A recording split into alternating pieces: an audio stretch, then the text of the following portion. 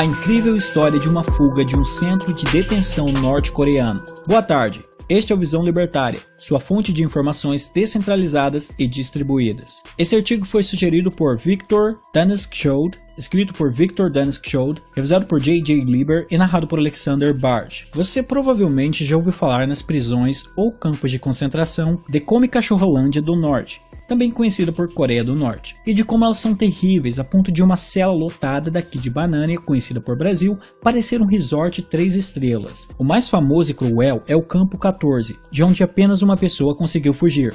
Este relato de fuga você pode conferir no livro Fuga do Campo 14, escrito por Shin Dong-hyo, hoje ativista dos direitos humanos que nasceu e foi criado dentro desse ambiente. As histórias são de dar calafrios em esquimós. O próprio Shin foi responsável pela morte de sua mãe e irmão, quando os ouviu planejando uma fuga e os delatou para os guardas. A mãe foi enforcada e o irmão fuzilado. Apenas após sua fuga ele tomou consciência da atrocidade de seus atos.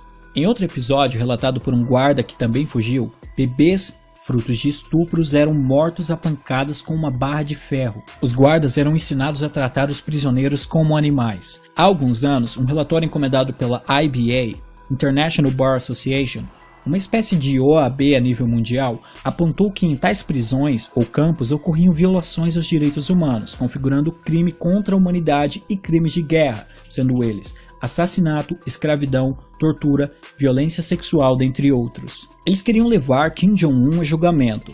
Bem, agora está difícil uma vez que Kim Jong-un está morto, conforme já noticiado aqui no canal. Mas parece que sua irmã tem potencial para no futuro também ser incriminada. Tais campos são equiparáveis àqueles que haviam em Chucrutilândia, também conhecida como Alemanha, na época do bigodismo. Você sabe, aquela palavra que começa com N e termina com ismo, que evitamos falar para que o YouTube não prejudique o canal, sendo o campo de Auschwitz o mais famoso. Em verdade, um juiz do Tribunal Internacional de Justiça, que também foi sobrevivente de Auschwitz, afirmou que os campos coreanos são talvez até piores. O regime também opera campos de reeducação para crimes menos graves, porém tão brutais quanto. Mas geralmente as penas têm um prazo fixado e era para um desses que a personagem da nossa história seria enviada. Naturalmente, como era de se esperar, o regime comunista norte-coreano nega todas as acusações, dizendo que são fantasia do imperialismo capitalista que visa minar a legitimidade do regime.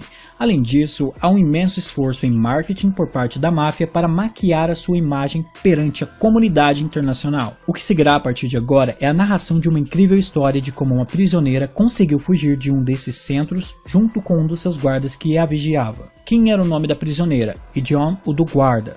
Eles relataram a sua odisseia a um jornal mainstream enquanto esperavam asilo. Contaram suas angústias, suas preocupações, como se conheceram e elaboraram e executaram um plano de fuga digno de um filme. Kim, antes de ser presa, trabalhava como coiote da liberdade e broker. Coiote, caso você não saiba, é aquela pessoa que ajuda os imigrantes a cruzarem a fronteira. Tal função ficou conhecida por conta da novela América, em que a protagonista tenta ingressar em Trumpilândia, também conhecida por Estados Unidos, através do México, com o auxílio dessas pessoas. Já broker é uma pessoa que mantém um canal entre aqueles que fugiram e as suas famílias que ficaram, por exemplo, transferindo dinheiro ou facilitando telefonemas. E essa era uma atividade muito lucrativa. Ela ganhava cerca de 30% como comissão em caso de transferência e a média de valores girava em torno de 2,8 milhões de wons, cerca de 1.800 euros. Já com as ligações, ela também ganhava uma comissão, uma vez que os telefones coreanos são bloqueados para fazer ou receber ligações internacionais. Mas ela tinha um telefone chinês contrabandeado. Para Kim, essa não era sua primeira detenção. Ela já havia sido sentenciada a 5 anos e sabia que agora seria tratada de uma forma bem pior que a anterior. Ela foi presa antes por ajudar pessoas a fugir, exatamente pela mesma rota que ela usaria com John anos mais tarde em seu caminho para a liberdade. É impossível realizar tal atividade sem conexões com os militares, afirma Kim. Então ela os subornava para prevaricarem. Coiotar também era uma atividade extremamente lucrativa. Cada pessoa atravessada correspondia a um ano do salário de um coreano médio. E para piorar, enquanto esteve presa pela primeira vez, ela descobriu que o seu marido tinha se casado novamente e levado suas 2 filhas. Ela precisava achar uma nova forma de sobreviver. Então decidiu que não seria mais coiote, pois era muito arriscado, mas continuaria como broker. Infelizmente, como sabemos, Kim foi pega novamente ao levar um garoto de seu vilarejo para as montanhas para que ligasse para sua mãe, que tinha fugido. Eles foram seguidos pela polícia secreta, ela tentou subornar os policiais, mas eles foram irredutíveis. Mas não por lealdade ao regime ou algo do tipo, mas sim porque agora o garoto sabia e eles, os policiais, não iriam confiar. Ela acabou sendo enviada novamente para o centro de detenção, onde conheceu John, o outro personagem dessa história. O guarda da detenção de família humilde havia entrado para cumprir o serviço militar obrigatório, esperando um dia poder se tornar um policial, que era seu sonho desde criança. Porém, certa vez, ele conta que o seu pai conversou com ele e disse que ele jamais se tornaria policial, por conta de suas origens humildes. É necessário dinheiro para conseguir as coisas na Coreia do Norte. Nenhum diploma de uma boa universidade é certeza de um bom futuro. Sim, isso buga a mente dos esquerdistas, que acreditam que lá a igualdade, inclusive de oportunidade, reina. Ela conta que conheceu uma pessoa que se graduou com honras em uma prestigiada universidade, mas como não tinha dinheiro, acabou vendendo carne falsa no mercado. Sim, você ouviu certo, carne falsa. Aqui vai a receita: resto de óleo de soja, que serviriam para alimentar os porcos, enrolado em uma espécie de pasta, recheada com arroz e coberto com molho de pimenta. Eles se conheceram no centro de detenção, enquanto ela esperava por sua segunda sentença. A relação entre um guarda e um preso é quase que impensável. Os detentos não devem sequer olhar diretamente para os guardas. Nas palavras de Dion, presos e guardas são como o céu e a terra. Mas Dion havia notado as roupas de qualidade que Kim usava quando foi trazida e sabia o motivo da sua prisão. E desde que o seu sonho de se tornar policial havia sido esfarelado, ele pensava em outro caminho. Quando a viu, sabia que essa era sua oportunidade. Após 2 meses, Kim foi sentenciada a 4 anos em uma verdadeira prisão e apenas aguardava agora a sua transferência. Ele sabia que ela poderia não sobreviver lá, já que são muitos os relatos de estupros e assassinatos nestes lugares. Um dia, já convencido de suas intenções, ele sussurrou para ela dizendo que a única forma de salvá-la seria se ela fugisse. A princípio, como é normal lá, ela desconfiou dele. Achou que fosse um truque e que ele fosse um espião. Mas ele a convenceu quando disse que também queria fugir porque tinha parentes no lado coreano. Mostrou fotos que continham em seu verso um endereço. Kim passou a acreditar nele. Importante ressaltar que isso era uma mácula para ele na sociedade coreana, ter parentes que moram do outro lado, abaixo do seu nível na pirâmide social. Nunca na história de Como é Cachorrolândia, um guarda e uma prisioneira tinham fugido juntos. Ele tinha plena consciência de qual seria o seu destino caso fosse pego. Seria considerado um traidor do partido, do movimento, da causa. A punição? Pena de morte. E provavelmente de uma maneira bem teatral, para que servisse de exemplo para os outros. Tamanha era a certeza de tal fim que ele afirmou que, em caso iminente de captura, iria se suicidar.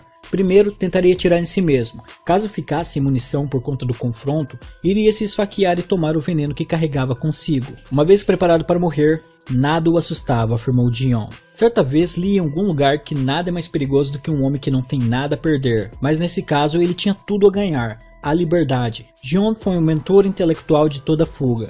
Planejou a rota, conseguiu os suprimentos, os acessórios e aproveitou a chance que teve quando seu chefe foi para casa naquela noite. Primeiro, cortou os fios das câmeras de segurança, que segundo ele muitas vezes não funcionavam devido a constantes quedas de energia. Você provavelmente já viu uma foto de satélite que compara a luminosidade entre as duas Coreias. Após o corte dos fios, ele acordou Kim por volta de meia-noite. Juntos pularam uma janela que dava para o pátio do centro de detenção. À frente, uma cerca alta de arame farpado que deveriam escalar. E o medo que os cães latissem, entregando-os. Depois da escalada ainda restava cruzar o rio Tamen, que faz fronteira com Ursinho Polândia, ou China, e que também era patrulhado por soldados coreanos. A travessia foi extremamente complicada, uma vez que Kim estava debilitada e desnutrida. John, que carregava consigo uma mochila e uma arma, e precisava se esforçar ao máximo para não molhá-la, uma vez que molhada ela se tornaria inútil, teve que arrastar Kim por boa parte do trajeto, chegando a um ponto em que ficou submerso, apenas com o braço para cima e o outro ao redor de Kim. Finalmente ele conseguiu sentir o chão sobre seus pés e pôde cruzar a margem. Estavam na China, mas isso nem de longe significava segurança. Muito pelo contrário, a essa altura, os mafiosos norte-coreanos já haviam descoberto a fuga e emitido alertas para os mafiosos chineses, a fim de realizarem a captura em conjunto. Eles precisaram se esconder nas montanhas por 3 dias, até que encontraram um camponês que os emprestou um telefone.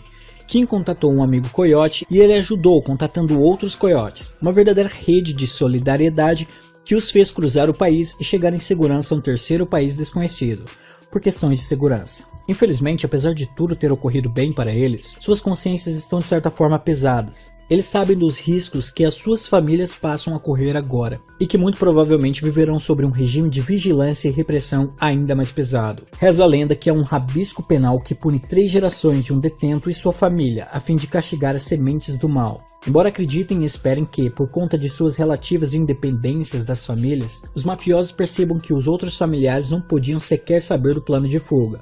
John era um militar que pouco ia para casa e quem estava afastada do marido, das filhas e dos outros familiares.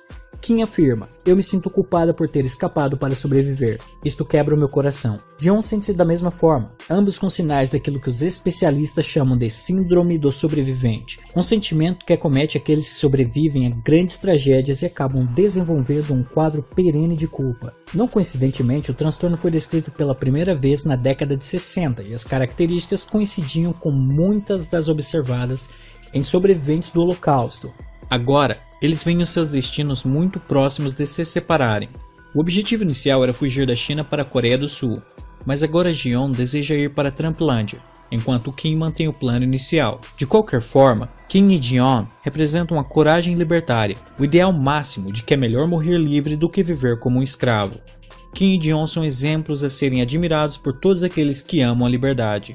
Obrigado pela sua audiência. Se você gostou deste vídeo, clique no ícone de curtir abaixo e compartilhe o vídeo em sua rede social. Se você deseja ser notificado de outros vídeos, clique em se inscrever e depois no ícone da campainha. Até a próxima!